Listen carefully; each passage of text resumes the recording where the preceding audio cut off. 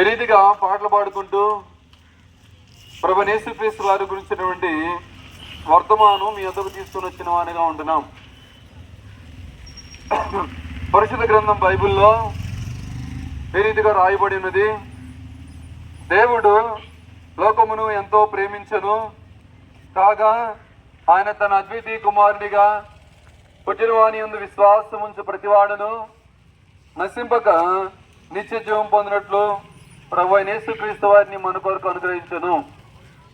ఈ యొక్క భాగంలో దేవుడు లోకమును ఎంతో ప్రేమించెను కనుక ఒక రచయిత కూడా ఈ రీతిగా అన్నాడు, లోకం అంటే ఏంటంట మట్టి కాదు, లోకం అంటే మనుషులు. కనుక దేవుడు లోకమును ప్రేమించడం అంటే లోకములో ఉన్నటువంటి మానవులను ప్రేమించిన వాడిగా ఉంటున్నాడు.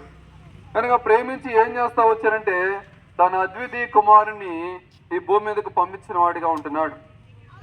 ఎందుకు పంపించిన వాడిగా ఉంటారంటే ఈ లోకములో జీవించిన ప్రతి ఒక్కరు కూడా పాపముతోనే జన్మించిన వారిగా ఉంటున్నారు, పాపముతోనే జీవిస్తున్న వారిగా ఉంటున్నారు.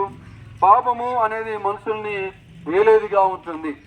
అది పాపము నుంచి విడుదల అనుభవించినప్పుడు విడుదల వచ్చినప్పుడు మాత్రమే మనిషి హృదయంలో సంతోషం నెమ్మది పొందగలుగుతాడు. కనుక పాపములు క్షమించబడితేనే పరిశుద్ధ గ్రంథం బైబిల్లో 32వ కీర్తనలో ఈ రీతిగా రాయబడినది, తన అతిక్రమములకు పరిహారం నొందినవాడు, తన పాపములకు ప్రాయశ్చిత్తం నొందినవాడు ధన్యుడు. యెహోవా చేత నిర్దోషి అని ఎంచబడినవాడు, ఆత్మలో కపటము లేనివాడు ధన్యుడు అని పరిశుద్ధ గ్రంథం బైబిల్లో సెలవిస్తున్నది.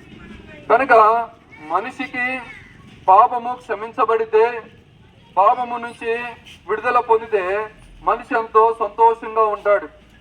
కనుక మనిషి చాలా రోజుల నుంచి లేదా చాలా సంవత్సరాల నుంచి కూడా కనుక ఈ పాపములు క్షమించబడలేకపోవడం వల్లనే మనుషులకి ఏమందంటే